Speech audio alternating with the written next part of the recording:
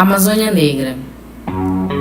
Olá, eu sou Moara Araújo e nesta semana o grupo Rádio Educação e Cidadania destaca o Novembro Negro, com potentes vozes da arte afro-amazônica.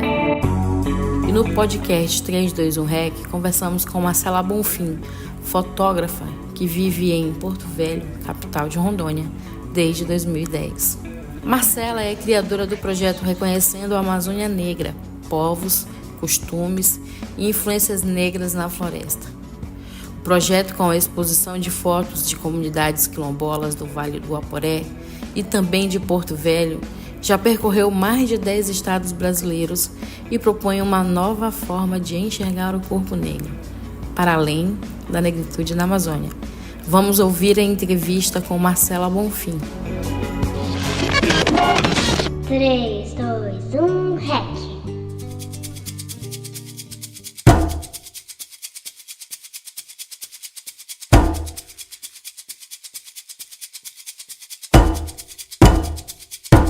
Olá, Marcela. É um prazer te receber no 321 REC. Conta um pouco da sua história pra gente, se apresente. A minha história, eu digo que eu acho que ela começa na Amazônia, até mesmo por uma questão de se sentir mais vivente, Porque a gente sabe, um corpo negro no Brasil, ele é um sobrevivente. Isso a gente diz pelos nossos antepassados, Chegamos até aqui pela misericórdia. E eu digo que hoje viver na Amazônia significa você ter consciência disso, sobretudo, Eu cheguei aqui para alcançar o primeiro emprego, como economista em 2010. E vim com uma cabeça completamente construída em relação ao que é a Amazônia, Principalmente quando a gente se pensa, do lado de fora, Que é uma construção colonial, eurocêntrica, tudo isso que a gente conhece. Eu também tinha isso, Eu venho do plano da meritocracia, eu cresci com esse discurso. Então eu cresci com o discurso dessa Amazônia verde, eu cresci com esse discurso, de que o branco é bonito. Então toda essa relação foi quebrada aqui em Rondônia. Como? Eu cheguei para alcançar esse primeiro emprego e quando eu começo a caminhar na cidade, eu começo a perceber que a cidade falava comigo. Então, assim, quando eu falo sobre fotografia, que o primeiro clique quem deu foi a cidade. Por quê? A cidade trouxe para mim esse aspecto, Você é barbadiana? Então, essa é uma dúvida que me surgiu. O que é barbadiano? Você é Johnson? Você é Shockney? São pessoas, Então, quando a gente pensa pessoas na Amazônia com nome e sobrenome, eu pensei, gente, se eles estão se identificando essas pessoas, então elas são negras. Que é a primeira coisa que você pensa, então são negras. E quando eu pergunto, para uma pessoa que eu já conhecia aqui da cidade, a Margot Paiva, que é uma grande artista, quem são os barbadianos, quem que são os Johnson? Elas, nossa, as famílias tradicionais negras. Então isso vem como uma quebra, de todo um imaginário. Pera lá, famílias tradicionais negras a gente conhece como sendo os quatrocentões, Mas tudo isso do lado de fora não é tão evidente. Ainda mais se tratando de Amazônia e sobretudo se tratando de Rondônia. Rondônia é vista como a terra da madeira mamoré. Rondônia é vista como a terra do garimpo.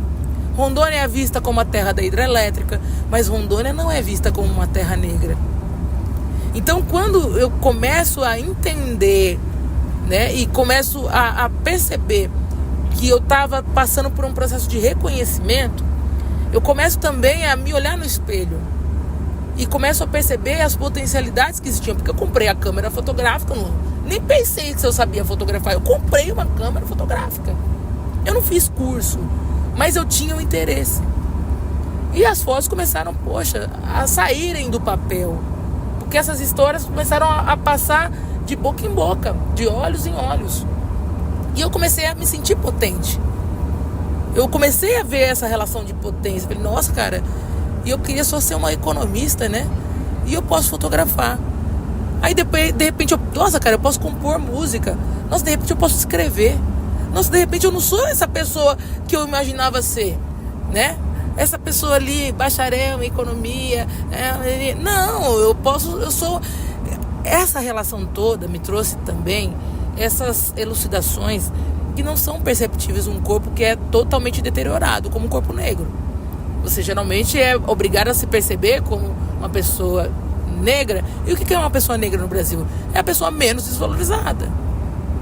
E eu digo isso no sentido material, no sentido abstrato, em todos os sentidos. Ainda passamos por isso. Isso é um percurso histórico que parece que não se quebra. Mas esse imaginário dessa pessoa negra que muito reproduzia dessas relações violentas, eu digo, até mesmo por acreditar na meritocracia, isso é violento. É uma autoviolência que se reproduz numa violência coletiva também. Porque quando você passa a defender isso, você derruba toda uma luta do lado de dentro. E quando eu percebo que isso estava acontecendo, e tudo isso, quem me educou foi Rondônia.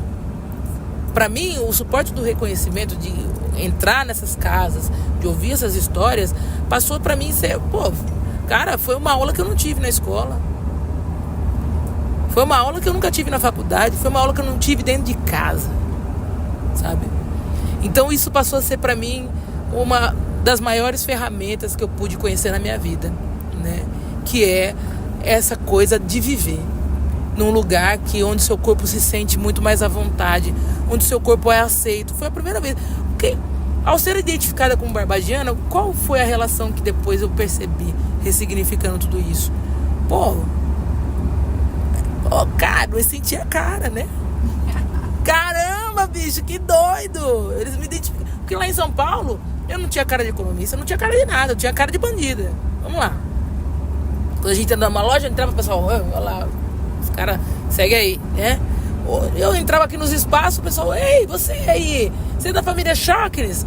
A família Maloney. Eu falava, misericórdia, cada dia era um nome, eu falava assim, gente do céu, sabe? Então, tudo isso foi uma ordem de engrandecimento, sabe? Foi uma ordem de... Foi uma forma de me organizar enquanto pessoa, né? Enquanto identidade, de perceber nuances que eu não percebia, foi um carinho que a cidade me deu e que depois eu pude perceber que, poxa, se existe, não é a meritocracia, ela é um outro instrumento dado por nós mesmos, né? Tem muito a ver com a reparação que nós mesmos fazemos com nós, né?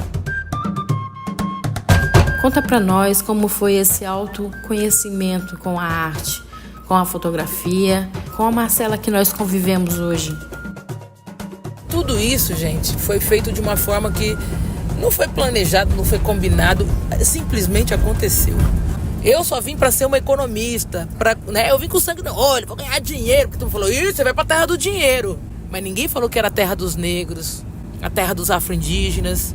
Então, assim, quando eu falo terra dos negros, é até interessante pensar sobre isso, no aspecto do que a América é uma terra indígena. Não é só a Amazônia. A gente tem uma relação política, uma divisão política muito errada e muito destrutiva. Onde a gente fala, o Nordeste é terra de preto, né? O Sul é terra de branco, o Sudeste é terra... Então, o Norte é terra do quê? O Norte é terra de preto também. O Sul é terra de preto. Ou seja, a gente começa a regionalizar os corpos e é como se a gente travasse um plano de invisibilidade. A gente tem que pensar, o corpo negro ele está em todos os espaços. Ele já é um corpo universal, porque está tudo quanto é lugar. O corpo indígena, ele já é universal, ele é americano, inclusive, né? Ele está na América do Norte, América do Sul, na América do Leste, América do Oeste. Então, quando a gente pode afirmar que a Amazônia é negra, a gente consegue pensar esse lugar como um lugar múltiplo, de múltiplas identidades, sobretudo negra. Eu, Moara, sou negra. Você, Marcela, é negra. Nossos corpos já falam por nossas vozes, né? Quando a gente fala de racismo num Brasil que não se encara como racista, o que você pensa sobre isso? Como você reflete sobre isso, Marcela? Olha, o meu corpo, quando eu tô dentro dos espaços, o corpo fala muito mais do que qualquer concepção que outras pessoas venham a rebater em relação a isso, sabe?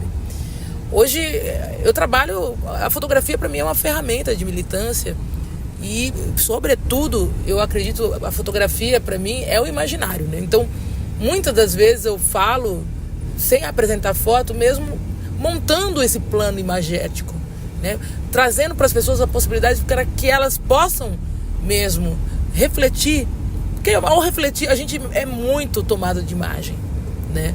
E quando as pessoas negam essa questão estrutural, já é parte dessa própria estrutura racial. É evidente que o mundo foi separado pelo plano racial, né? Mas assim, conviver junto com essas banalizações, sobretudo da discussão, é também uma forma da gente batalhar por cada vez mais instrumentos que possam elucidar e ir para cima disso, né? Porque a gente se escuta falar sobre o mimimi, né? O mimimi é uma forma que eles encontraram de banalizar o nosso discurso, né? Mas o que a gente faz? É o canto. O que a gente faz? Eu grito. O que a gente faz? Eu continuo frequentando os espaços. Gente, a gente vai nos espaços negros, mas quando você entra no espaço branco, você está fazendo muito mais política do que a gente imagina, né? Então, quando a gente ocupa esses lugares, é uma forma da gente, sabe, dizer para eles, porque de um lado existe essa relação, né, que é muito danosa sobre as cotas que eles banalizam, né?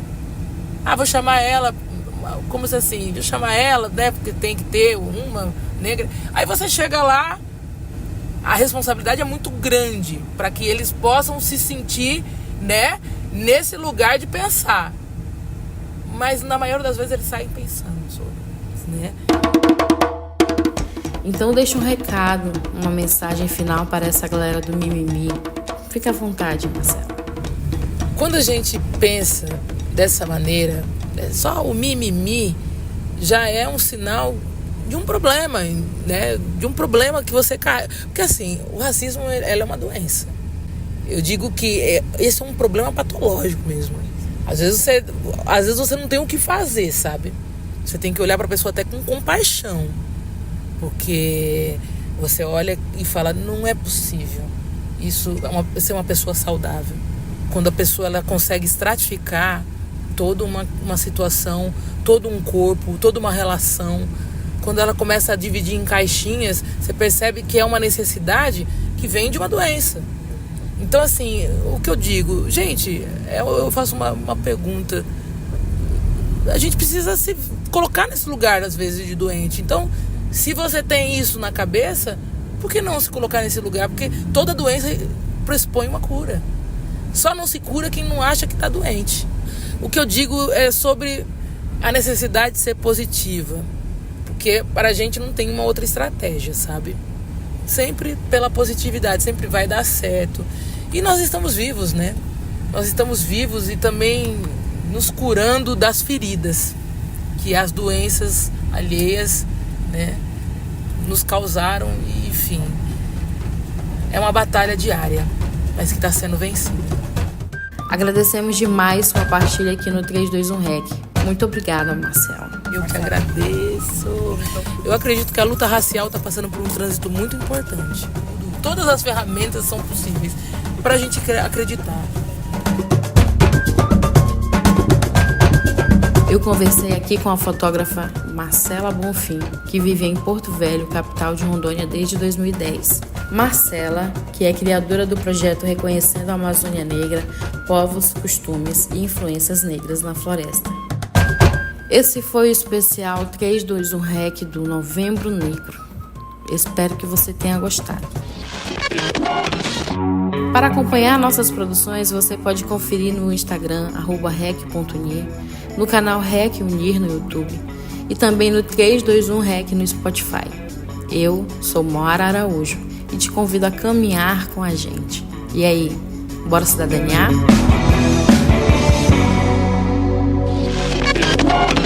3, 2, 1, REC.